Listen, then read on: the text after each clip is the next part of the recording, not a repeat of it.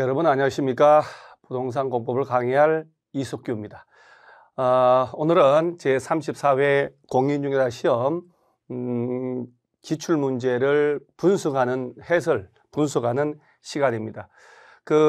이번 시험의 출제 경향을 분석해 보면 서술식 문제가 15문제가 출제가 되고 단답식 문제는 10문제밖에 출제를 안 했어요.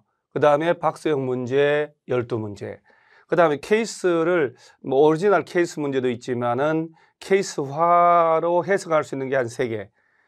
여기서 이제 뭘 우리가 알 수 있냐면, 여러분들, 작년에도 어렵게 나왔지만은 문제 수준이 점점점 어려워지고 서술식 문제, 박스형 문제, 케이스 문제를 합쳐서 서론 문제.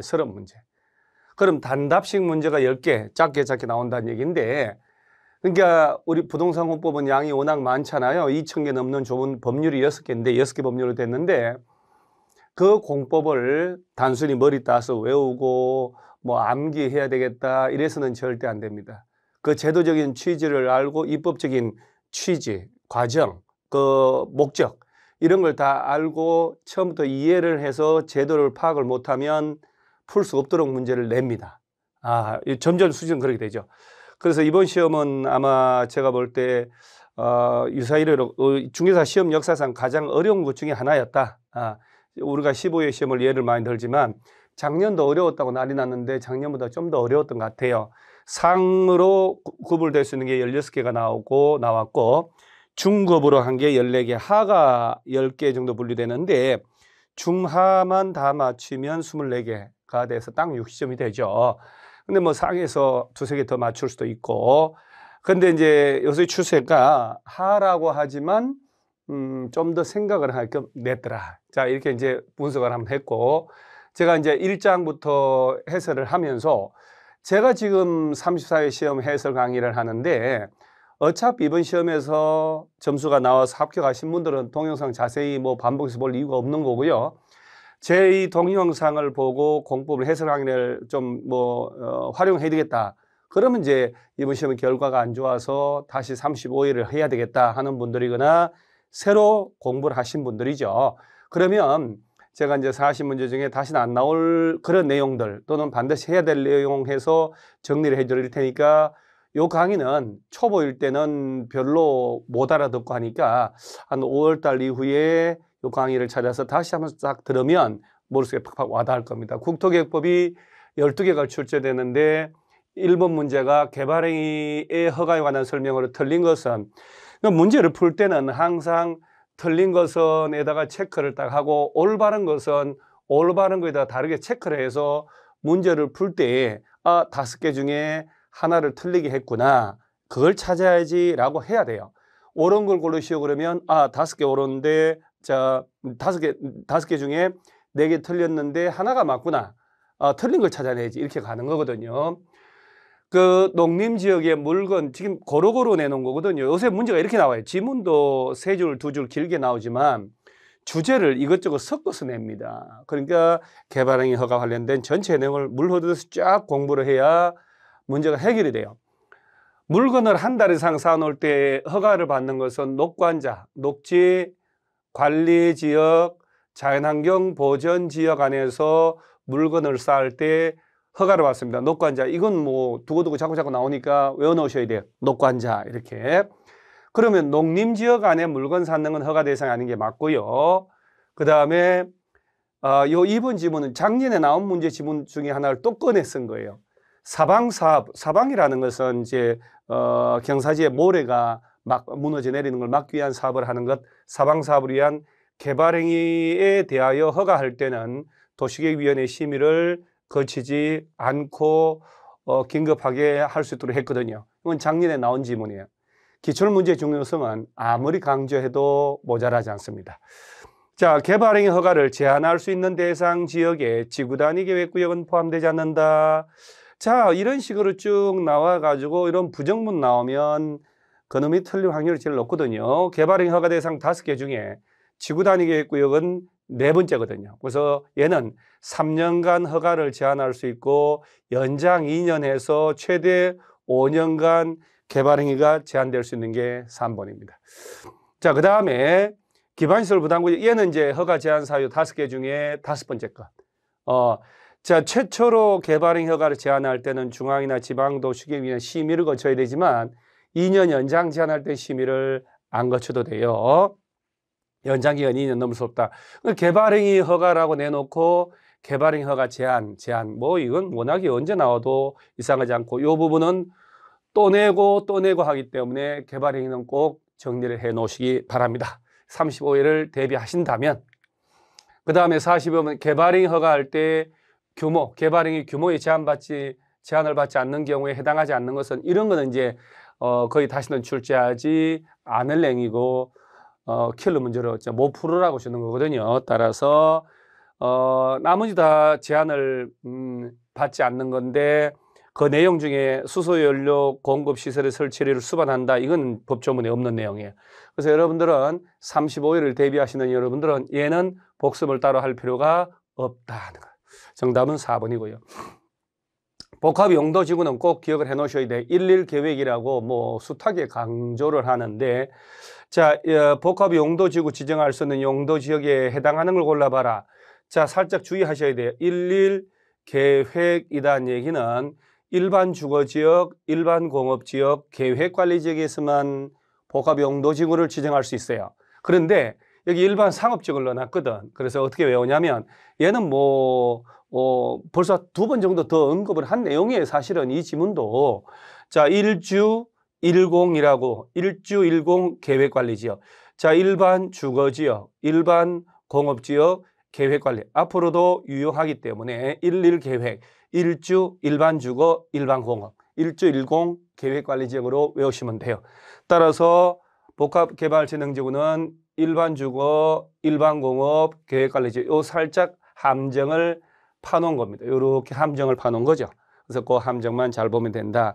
자, 이 지문은 2번 정도 활용을 하고 이번 시험에는 통째를 딱 써먹었어요. 그래서 여러분 머릿속에 기억을 하셔야 돼요. 11 계획 여기다가만 복합용도지구 지정한다. 뭐 일반 상업지역 준주거 뭐 이렇게 나오면 틀리다는 거. 자, 지구단위 계획구역은 뭐 작년 시험에 안 나왔기 때문에 누구나 다 예상을 했어야 되고 또 공부를 세게 했어야 돼요. 워낙에 중요한 제도이기 때문에 사실은 저 뒤에 실효하고 관련돼서 2개나 나온 거거든요. 자, 지구단위 계획구역 지정 관한 설명으로 옳은 것을 골라라. 국가산업단지, 준산업단지도 지정할 수가 있으니까 얘는 틀렸고요. 그 다음에 택지개발지구 2번 냅두시고 택지개발지구에서 시행되는 사업이 끝나고 5년 지나면 반드시 지정하라. 지정하여야 한다가 몇 가지가 있죠. 정택이 10년 꼭 외우셔야 돼요. 워낙이 중요한 내용이기 때문에 정비구역, 택지개발, 정택이라고 그러거든. 정비구역, 택지개발지구 안에 해당 사업이 끝나고 10년 경과된 곳은 반드시 지정을 해야 돼요. 정택이 10년이라고 기억을 하셔야 돼요. 또 시공 30만, 시가와 조정구역 또는 공원에서 해제되는데 면적이 30만 이상이면 반드시 지정을 해야 돼요.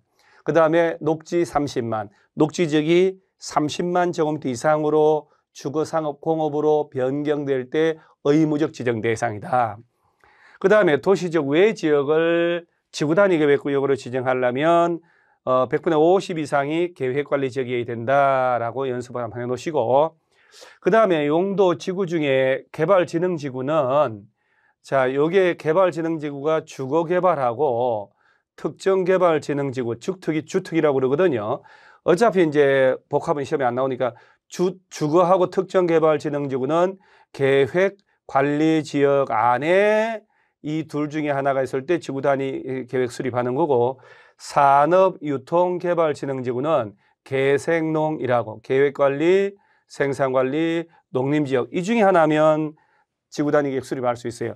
관광휴양개발진흥지구는 도시지역, 외지역이면 어디라도 다 지구단위 계획 수립을 해요. 따라서 산업유통개발진흥지구는 자, 계획관리, 생산관리, 농림지역이면 지구단위 계획구역으로 지정 대상이 되니까 농림지역은 지정할 수 없다라고 하면 틀리잖아요. 그러니까 참 이 한 문제 내도 정말 고루고루 알아야 풀 수 있는 문제로 신경을 많이 써서 수준 높게 출제를 하는 겁니다. 그래서 정답은 2번입니다. 도시지역 내 복합적 토지용을 정진시킬 필요가 있는 지역으로서 지구 단위 계획구역 지정할 수 있는 지역에 일반 공업지역은 해당하지 않습니다. 그래서 이렇게 한번 읽어놓고 나머지가 틀린 게 더 중요합니다. 25회 시험에서는 얘는 안 나오지만 얘들은 또 특히 이 세 가지는 주의하셔야 돼요. 자, 도시군관리 위반을 제한할 수 있는 사항이 아닌 것은 위반 여러분 우리가 이제 매년 나오던 광역도시계획, 도시군 기본계획 이 두 놈이 이번 시험에는 둘 다 안 나왔잖아요. 거의 뭐 나온다고 매년 나왔으니까. 그 다음에 도시군 관리계획은 안 나올 수가 없는 게 뭐 우리 공법 체계 근간이 도시군 관리계획이기 때문에 그러면 도시군 관리계획에서 시험을 내는 게 앞으로 항차 마찬가지 35회든 36회든 어디서 주로 내냐면 여러분 생각을 해보세요. 광역도시계획이나 도시군 기본계획이라는 행정계획이 있고 얘를 실천하는 게 도시군 관리계획인데 이 두 개하고 서로 다른 점이 있다든가 이 두 개에서는 발견할 수 없는 게 있단 말이에요. 그걸 주로 내는 거예요. 그 대표적인 게 도시군 관리계획은 이제 내용을 묻기도 하지만 위반해달라고 제한하는 내용, 그 다음에 효력 발생, 지형도면 고시, 그 다음에 뭐 기득권 보호 이쪽으로 시험을 자꾸 내잖아요. 누가 결정권자냐 이런 것들을. 그러니까 막연하게 공부를 하는 게 아니라 시험용으로 어디를 활용할지 어차피 너무 양이 많으니까. 그래서 이건 뭐 위반해달라고 제한할 수 있는 사항이 아닌 것은 기지, 산업유통, 입주기재에서 시가와 조정구역은 전혀 관계없죠. 이런 문제는 절대로 틀리면 안 됩니다. 자, 그래서 이제 여러분들이 어차피 이 해설 강의는 34회 시험에서 합격하신 분들은 전혀 관계없는 것이고 35회 이후를 공부를 하시는 분들은 꼭 제대로 소화를 해야 되기 때문에 제가 이제 내용을 준비했는데 워낙 이제 중요하게 나오죠. 주민이해관계자는 주민이해관계자 포함합니다. 위반할 권자에게 찾아가서 위반해달라고 제안할 수 있고 이때 이제 설명서 같은 거 다 첨부를 하도록 되어 있어요. 자, 그 도시군 관리계 내용 6개 중에 요 관련된 것만 제안을 해요. 그러니까 여기 보면 기반시설 설치 정비 계량 지구 단위 계획구역 기지 어차피 이거는 뭐 늘상 나오니까 외워놓으셔야 돼요. 산업유통, 기지 산업유통, 입주기지 세수구역. 이번 시험에 이제 언급을 안 하니까. 자, 그러면 용도 지역, 용도 지구, 시가와 조정구역 같은 용도 구역 얘네들은 제한을 못 해요. 왜냐하면 너무 이해관계가 첨예하게 대립되니까. 여기다가 시가와 조정구역으로 지정해달라, 그린벨트로 묶어달라, 고도지구로 지정해달라, 보존 녹지를 해달라 이거 제한하면 안 되잖아요.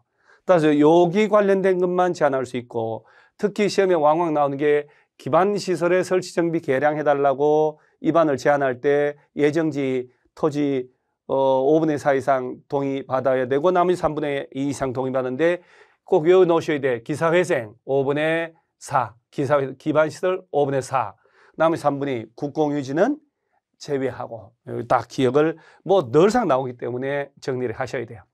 그 다음에 이제 사실은 이제 지구단위 계획 관련된 시료인데 여러분 이 부분들이 얼마 전에 감정평가사 시험에 나왔던 내용을 똑같이 내는 거거든요. 그래서 연습을 다 하고 들어갔는데 이걸 제대로 이해하시는 게 지구단위 계획 구역을 지정하고 3년 될 때까지 지구단위 계획이란 걸 수립하지 않으면 3년 된 날 다음 날 지구단위 계획구역은 해제가 돼요. 그런데 지구단위 계획을 짰다고 정상적으로 그럼 그때부터 또 물론 주민들이 위반을 해달라고 제안한 경우에 한해서 5년 되는 날까지 해당 목적 사업에 착수하지 않으면 지구단위 계획을 다시 짜라 이거거든요. 얘를 물어보는 거예요. 그러니까 지구단위 계획 구역이 실효되는 건지 지구단위 계획을 실효돼서 다시 안 한 건지를 구분하셔야 되는 거예요. 이거는 이제 5년을 물어보는 거거든요. 요 지문을 낼 때는 꼭 주민이 위반해달라고 제안하는 것에 한정한다는 말 꼭 들어가야 돼요. 따라 제안해서 지구단위 계획에 관한 도시군관리계 결정 고시일부터 5년 내 다른 법에 따라 허가인가 승인받아 사업공사 착수 안 하면 5년 된 날의 이런 거 주의하셔야 돼요. 다음 날. 그러니까 이런 것들은 문장에서 다음 날 빼면 안 되거든. 다음 날에 지구단위 계획에 관한 도시군관리계 결정은 효력을 잃습니다. 5년 된 날 다음 날 항상 공부를 할 때는요. 대가리 따서 외우면 안 되고 그 문장 자체를 자꾸 반복해서 익숙하게 외워 놓으셔야 돼요. 그래서 언제든 읽으면서 불편한 표현 나오면 틀린 거 찾을 수 있도록. 답은 쉽죠. 그 다음에 용도, 지구, 우리가 용도, 지구는 한 문제 매년 나오기 때문에 예상하지 않았다. 그건 말이 안 되는 거고요. 옳은 것을 골라라. 이렇게 이제 쉬운 거 같은 걸 내면서도 살짝 헷갈리게 시험을 내요. 자, 우리가 취락지구라고 하는 게, 취락지구는 자연 취락지구가 있고 집단 취락지구가 있는데, 집단 취락지구 이 중에 이제 개발제한구역 안에 취락을 정비한다. 이게 집단 취락지구거든요. 따라서 기업은 개발제한구역이 들어가야 되고, 요 자연 취락지구는 녹관, 농자, 녹지지역, 관리농림, 자연환경 보존지역 안에 취락을 정비할 때 자연 취락지구 지정하죠. 그 다음에 복합 개발진흥지구는 복합인데 지금 이 안에가 개발을 진흥해야 되겠다 하니까 주거기능이나 공업, 유통, 물류, 관광, 휴양 기능 중에 둘 이상 기능을 중심으로 개발한다. 이게 상업은 들어가면 안 되죠. 상업지역은 벌써 용적률이 높기 때문에 최대로 만땅으로 개발이 돼 있어요. 더 개발할 여지는 없죠. 따라서 상업지역이라 헷갈리면 안 되고 공업지역 답은 1번. 자, 이런 식의 문제를 내니까 우리가 기본적으로 교과서에 나오는 문장 중심으로 공부를 하셔야 되지 자꾸 요령으로 무한연결해서 외운다라고 하면 안 된다는 거. 절대 시험장에서 효과가 없습니다. 정답은 1번. 그 다음에 입지규제 최소구역은 경영골로 시가와 조정구역하고 시험을 내는데 요거는 이제 그 지정 대상을 언급을 했거든요. 언급을 했는데 참 이게 조금 주제를 벗어나서 냈는데 일단 고밀도 복합형 재정비 촉진지구라는 건 이제 규정하지 않았거든요. 자, 얘를 잠깐 보면 어차피 시험에서 또 계속 공부를 해야 될 내용이기 때문에 입지규제 최소구역은 우리 용도 구역 중에서도 도시군관리계 결정권자라면 누구나 다 지정할 수 있어요. 말단 시장군수 빼고. 따라서 입지규제 최소구역을 국토교통부 장관만 지정한다 그러면 틀리다는 거 알아놓고요. 이게 이제 지정 대상이에요. 자, 이게 지정 대상인데 여기 이제 지정할 수 있는 대상 지역인데 어차피 이제 3개 이상 노선이 교차하는 대중교통 결절지로부터 1km 이내는 워낙에 많이 써먹었고 실제도 시험 출제를 했어요. 얘는 기억을 하셔야 돼요. 3개 이상 결절지로부터 1km 이내, 3km, 5km면 안 되고요. 그 다음에 노물량 건축물이 밀집한 주거지역 또는 공업지역인데 얘를 또 상업지역으로 바꾸면 안 된다는 것. 이게 익숙하셔야 돼요. 그 다음에 도시군 기본계획인데 도시군 관리계획이라고 그러면 안 되고요. 도심, 부도심 또는 생활권의 중심지역을 대상으로 입지규제 최소구역 지정합니다. 도시경제 기반형 활성화기. 자, 이런 공부할 때 자, 초창기부터 이걸 자꾸 입으로 읽으시고 소리를 내서 읽으셔야 돼요. 도시경제 기반형 활성화 계획을 수립한 지역이라고 떠들어야 나중에 자연스럽게 문제가 쏟아져 나갑니다.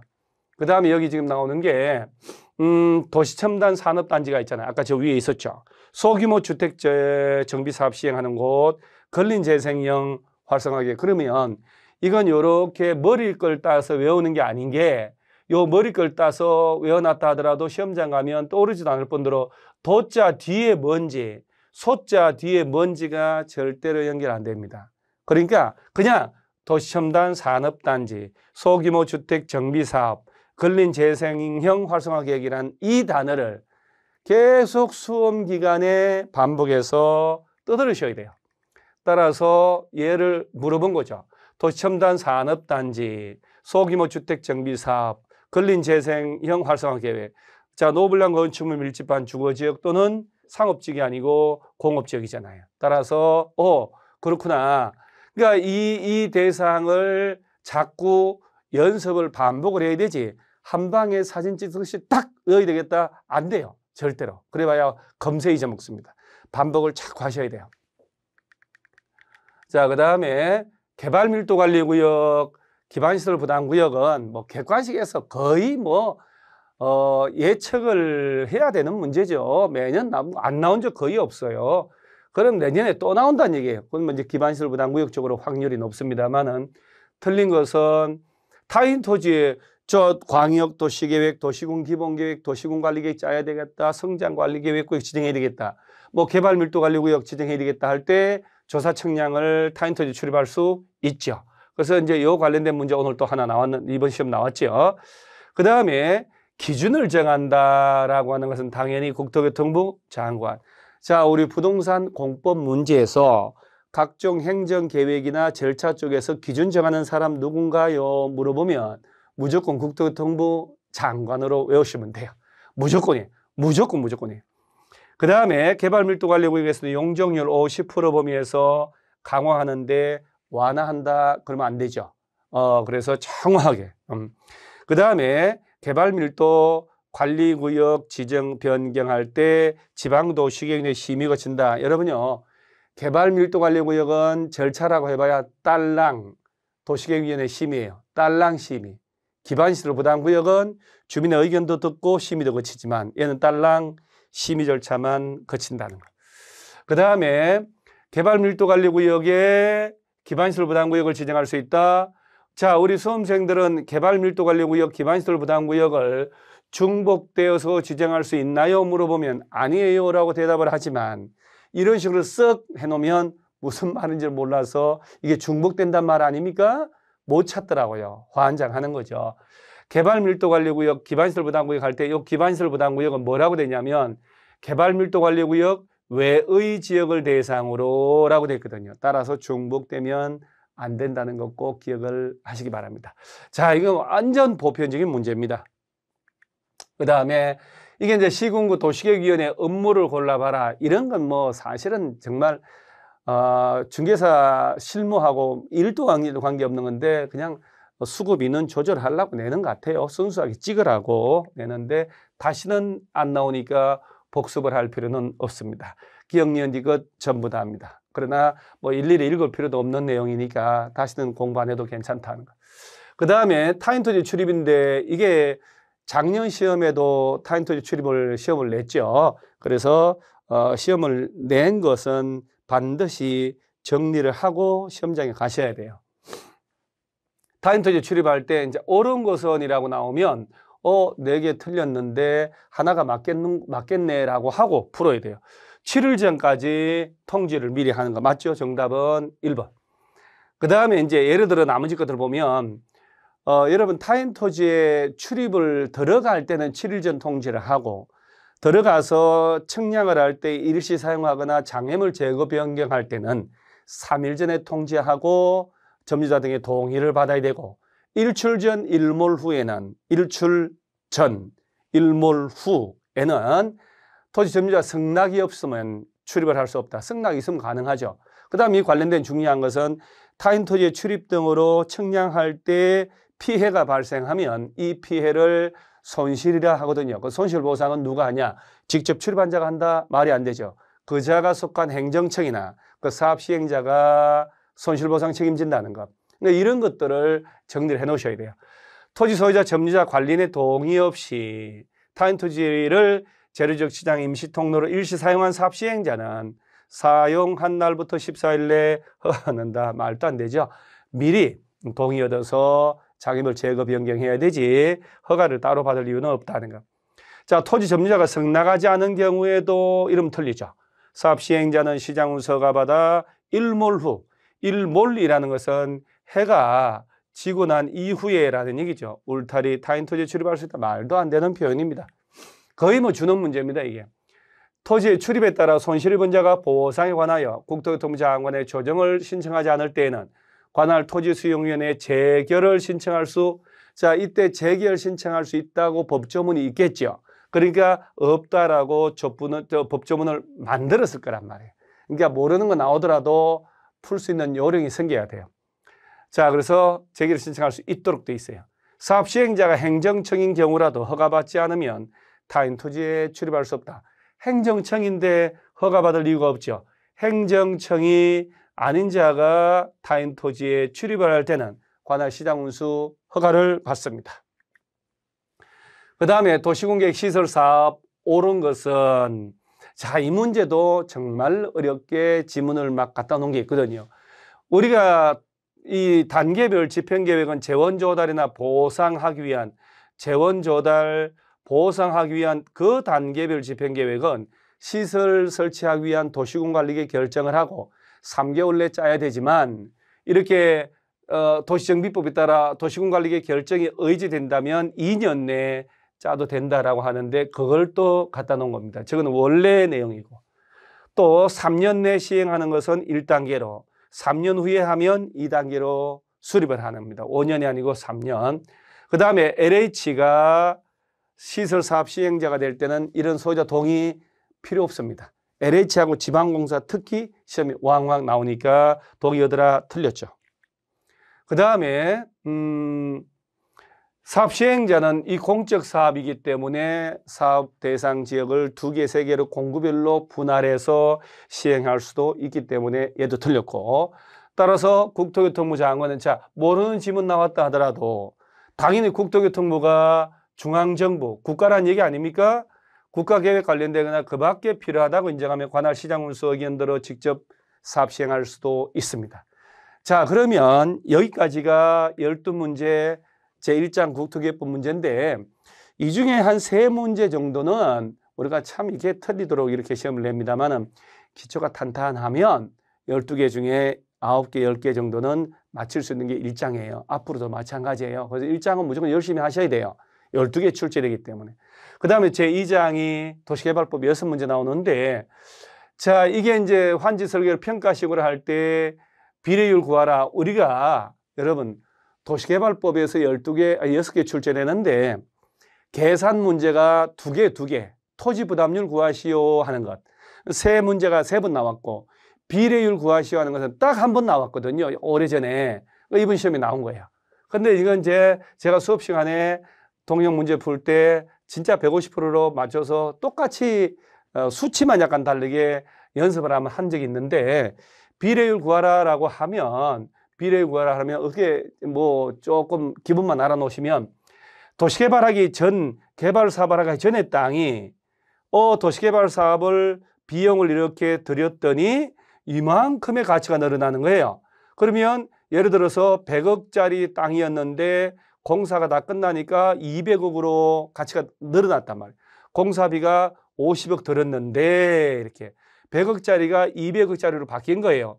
그러니까 200억에 공사비 뺐다. 그럼 100억짜리가 150억이 됐다. 1.5배가 가치가 늘어난다. 이게 비례율 구하는 거예요. 따라서 비례율 구한다 그러면 환지 전 토지건축물의 평가의 합계, 즉 환지 도시개발 사업 하기 전에 땅이 분무로 가고 도시개발 사업으로 조성되는 땅 건물의 평가, 새로 공사 끝나서 조성되는 땅이 분자로 가고 공사비를 빼라 이 얘기거든요. 여기다가 당연히 곱하기 100이죠. 그러면 500억짜리가 1000억짜리로 바뀌었는데 얼마 들었니? 라고 하는. 그 500억짜리가 1000억짜리로 바뀌었다. 근데 250배 대 750억이 됐으니까 자 150%의 가치가 늘어난 거죠. 500억짜리가 1000억이 되면 200%, 500억이 500억 그대로면 공사비 뺐을 때 100%죠. 우리가 150% 늘었죠. 그래서 이런 것들은 기본적으로 뭐 쉬우니까 단 예상을 하지 않고 언급을 안 한 사람은 못 풀죠. 자, 그 다음에 원형지 공급 개발 옳은 것을 이렇게 옳은 것 나오면 체크를 하고 4개 틀렸을 것이다. 여기 문제 풀다가요, 뭐 이행 조건을 붙일 수 없다 이런 범인. 자, 매각할 수 뭐 없다. 뭐 이게 없다라는 부정적 표현 나오면 거의 틀릴 확률이 되게 높습니다. 자, 문제는 1번인데 답이 원형지라는 것은 개발을 최소화시켜 가지고 원상태 그대로 저렴하게 공급을 하는 거예요. 국가나 지자체 공공기관 내려오라고. 지방에 도시개발 사업할 때 유용하거든요. 그래서 이제 학교, 이때 대학 캠퍼스 같은 거 지어라, 공장 지어라, 기업에서 라고 하려고 하는 목적에 따라서 공장이나 학교 부지로 사용한다. 이때 말하는 학교는 초중 고등학교의 기반 시설이 아니고 대학 캠퍼스 같은 거 얘기하는 거예요. 이런 부지를 직접 사용할 때 워낙 저렴하게 땅을 주니까 경쟁 입찰로 해야 되고 단 2회 이상 유찰이 되면 수의계약으로 공급할 수 있습니다. 딱 정리해 놓고 그 다음에 각종 이행 조건을 붙일 수가 있죠. 공급을 할 때. 자, 원형지 공급 가격은 꼭 기억을 외워 놓으셔야 돼요. 원형지의 감정평가를 하고 적어도 기반시설에 공사는 해주거든요. 기반시설의 공사비를 더해서 당사자 간의 협의로 정한다라고 해야 되지 시도조례로 정한다? 그럼 말이 안 된다. 그러면 시도별로 다 달라지니까 말이 안 되죠. 자, 그 다음에 원형지 개발자인 지자체는 자, 원형지 개발자는요. 원형지를 공급받으면 계약일로부터 10년 지나야 팔 수가 있고 공급받아서 공사가 완료되면 5년 지나면 팔 수가 있어요. 단 국가나 지자체는 투기를 목적으로 하지 않기 때문에 그 5년, 10년 팔지 마라 이런 제한이 없어요. 따라서 매각할 수 없다면 틀리죠. 이렇게. 자, 그러니까 국가나 지자체는 원형지를 막 몇 년 지나야 팔 수 있다 이거 규제 안 받습니다. 그 다음에 원형지 개발자가 공급받은 토지 전부를 시행자 동의 없이 제3자에게 시행자 동의 없이 제3자에게 배각하는 경우에 시행자는 원형지 개발자에 대한 시정 요구 없이 해제할 수 시정 요구를 먼저 하고 해제를 하겠죠. 이 정도 문제야 뭐. 여러분들 원형지는 또 나올 수 있기 때문에 정리를 해 놓으셔야 돼요. 자, 조합. 우리 도시개발조합하고 재개발, 재건축 조합은 언제 나와도 이상하지 않습니다. 도시개발조합 옳은 걸. 그러니까 예전에 같으면 집은 오지선다라는 거 틀린 걸로 시오 이렇게 내는데 요새는 이렇게 박스로 집어넣어서 찾게 나옵니다. 똑같은 거라도 더 어렵죠. 왜? 옳은 것, 틀린 걸 다 찾아야 답을 찾을 수 있기 때문에. 자, 옳은 것을 모두 골라봐라. 자, 금고 이상의 형의 선고를 받고 집행유예 기간 중에 있는 자는 임원이 될 수 없다. 임원의 결격 사유가 공법에서 얘가 표준이에요. 어리버리 삼총사와 그 일당들로 외워야 되거든요. 자, 어리버리 삼총사가 누구냐? 자, 비성년, 비한정 후기인 옛날에 한정치산자, 검치산자 얘기하는 거죠. 미성년자, 이 어리버리 삼총사하고 파산 선고받고 복권이 안 된 자, 꽉별이 친한 노숙하는 사람, 교도소 갔다 온 지 2년이 경과되지 않은 사람, 집행유예 기간 중에 있는 사람. 얘네들은 임원이 될 수 없는데 조합장, 이사감사 임원이 될 수 없다고 그래야 되지 조합원이 될 수 없다고 그러면 틀려요. 그런 것도 시험에 나옵니다. 그 다음에 조합 설립 인가 받고 변경할 때도 변경 인가 받아야 되지만 주된 사무소 소재지 변경이나 공고 방법 같은 경미한 변경은 신고만 하면 됩니다. 변경 인가 안 받습니다. 자, 조합장이나 이사 이 문장은 너무너무 중요하죠. 조합장이나 이사가 자기를 위한 조합과 계약이나 소송을 할 때는 감사가 조합을 대표합니다. 대의원회가 아니고 감사가. 조합원 수가 50인 이상이면 총회 권한을 대행하기 위한 대의원회를 둘 수 있다. 50캔으로 외우시면 돼요. 50캔 둘 수 있다. 50캔. 그러면 정비법은 재개발이니까 다음 텀에 나오잖아요. 그러면 더블로 100명 이상이면 두어야 한다. 요 두 개밖에 없거든요. 따라서 도시개발조합의 대의원회는 50인 이상이면 둘 수 있다. 정비법에서는 100명 이상이면 두어야 한다. 50캔. 따라서 정답은 쉽게 기억하고 리얼이 맞고 나머지 틀렸죠. 자, 이런 도시개발조합은 어떤 형태든 우리는 나온다라고 대비를 하는 겁니다.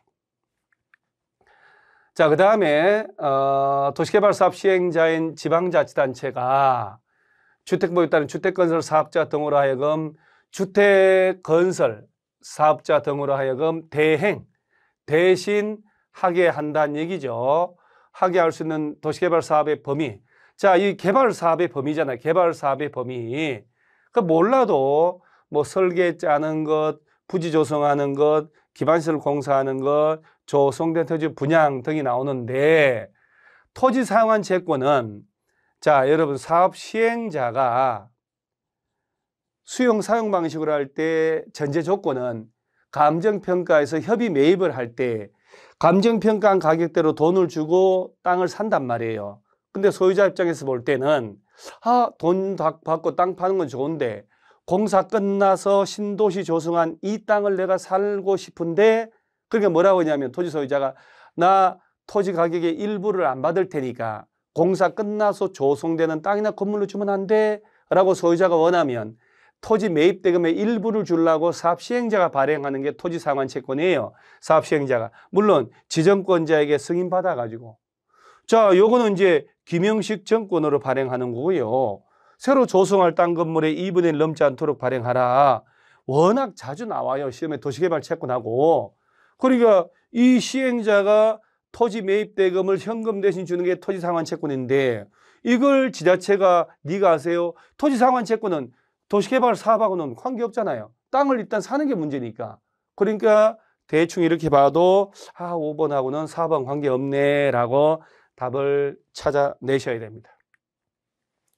그 다음에 여러분 도시개발법하고 앞으로 35회를 대비하신 분들은 제2장 도시개발법하고 제3장 도시정비법은 절대로 쪽별로 외우시면 안 되는 게, 도시개발 사업을 하는 것, 재개발 재건축을 하는 것 전체 절차를 머릿속에 환하게 정리를 하셔야 돼요. 그렇게 공부를 해야 돼요. 그래서 개발 사업을 하려면 제일 먼저 개발구역을 지정을 안 하면 안 돼요. 개발구역을 지정해야 되는데 그 지정권자가 누구냐라고, 원래 이제 시도지사인데 대도시시장하고 국토교통부 장관도 가능하죠. 그 개발구역의 지정권자가 미리 구역 지정할 때 미리 개발 계획을 짜고, 지금 전자칠판이라 조금 밀립니다. 이렇게 개발 계획을 짜서 구역 지정을 하고, 그 지정권자가 얘네들 중에 시행자를 정해주면 그 시행자가 언제 착수하고 언제 끝나고 어떤 방식으로 할지, 면적은 얼마인지 실시계획 작성해서 지정권자에게 인가받고, 그리고 도시개발 사업이 들어가는 것, 이 절차를 알아야 되거든요. 따라서 원래는 개발계획 짤 때 구역 지정하기 전에 개발계획을 짠단 말이에요. 근데 개발계획에 들어갈 내용 중에 4가지는 구역 지정하기 전부터 여기에 넣을 수 없는 것들이 나와요. 그걸 물어본 거예요. 그건 예상을 했어요, 사실은. 따라서 정답을 보면 개발계획에 따라 구역 지정한 후에 개발계획에 포함시킬 수 있는 거 골라봐라. 임대주택 건설한다. 세입자 주거생활 안정대책 세우려고. 개발구역 지정하기 전에는 그 예정지의 토지 등기부를 아무리 봐도 임대차, 임차인, 임대차 계약은 임차권은 물건이 아니기 때문에 등기 대상 아니잖아요. 등기부 드러나지 않아. 존재를 모른단 말이에요. 구역 지정하고 들어가 보니까 임차인 나와. 따라서 임대주택 건설에서 세입자 주거생활 안정대책 세우는 거, 이 내용하고 그다음 제가 이제 몇 가지를 준비했는데, 요 내용을, 물론 개발계획에는 지구단위 계획은 포함되지 않는다는 거 꼭 기억하셔야 돼요. 지구단위 계획은 실시계획에 포함돼야 돼요. 그래서 이 내용을 포함해서 개발계획 짜야 되는데 14번부터 17번까지 요 14, 15, 16, 17 요 4개는 구역 지정하기 전부터 담을 수는 없다는 얘기예요. 구역 지정하고 난 다음에 나중에 넣을 수 있다. 이 중에 개발구역 밖에, 아니 개발구역 안에 기반시설 설치하는 비용은 예측이 가능하지만 어디 도로라든가 이것들이 개발구역 안에만 설치되는 게 아니잖아요. 밖에 시설 설치할 때 그 비용에 그 필요한 비용 부담 계획은 개발 사업을 하다가 드러날 수밖에 없다는 거. 제일 중요한 거, 수용 사용 대상이 되는 수용 대상의 땅, 건물, 정착된 물건, 소유권 외의 권리들, 각종 권리들. 자, 개발구역을 지정하고 수용 방식을 할 때 구역 지정해야 매입 들어가거든요. 그래서 매입 들어가는데 토지 소유자들이 다 팔아주면 수용권 행사할 일이 없지. 안 판단 말이에요. 그때 수용한단 말이거든요. 따라서 어떤 권리들이 수용 대상인지는 구역 지정을 하고 사업 매입 들어가 봐야 너 안 판다고? 너도 안 판다고? 그럼 강제 수용할게. 그 세부 목록에 관한 내용이 나올 수밖에 없죠. 그 다음에 임대주택 짓는 것도 마찬가지고, 수단개발 이거는 뭐 언급되지 않고, 요 노랗게 표시한 내용들은 구역을 지정을 하고 그리고 난 다음에 나중에 포함시킬 수 있는 내용에 해당하는 거죠. 그 다음에 이제 마지막으로 환지 방식. 청산금 너무 쉬운 문제죠, 사실은. 도시개발 아니면 정비법 둘 중에 하나에서 나오니까. 자, 나머지, 특히 이 2개 같은 지문이에요. 토지 소유자의 신청이나 동의가 있으면 환지를 정하지 않고 청산금을 미리 줄 수 있거든요. 환지 처분 전이라도 청산금 미리 교부할 수 있기 때문에 당연히 환지대에서 신청 동의, 이건 동의, 이건 신청이잖아요. 환지 대상에서 제외한 토지 똑같은 문장이거든요. 토지에 대해서는 청산금 교부할 때 미리 결정할 수 없다. 미리 결정을 해서 미리 주죠. 미리 주죠. 그러니까 1번을 읽고 또 똑같은 지문인데 이건 안 된다, 이건 된다라고 했으니까 답은 2번이 돼요. 자, 청사는 환지 처분할 때 결정을 하고 다음날 확정을 해요. 그래서 청산금은 환지 처분해야 다음날 주고받고 하는데 환지 안 받기로 한 사람은 미리 줄 수 있다는 얘기예요. 미리 그 얘기죠. 그 다음에 5년간 소멸시효라는 거 외워놓고 그 다음에 일괄징수 교부지만 금액이 너무 크면 이자를 붙여 분할징수도 가능하다는 것. 그 다음에 행정청이 시행자라면 청산금을 안 주면 강제징수 되지만 행정청이 아닌 조합 등이면 강제징수 안 되니까 시군구에다 징수 위탁을 하고 저 시군구에서 받아준 돈의 100분의 4에 해당한 돈을 줘야 된단 말이에요. 100분의 4 이런 것들 청산금 꼭 정리를 해 놓으시기 바랍니다.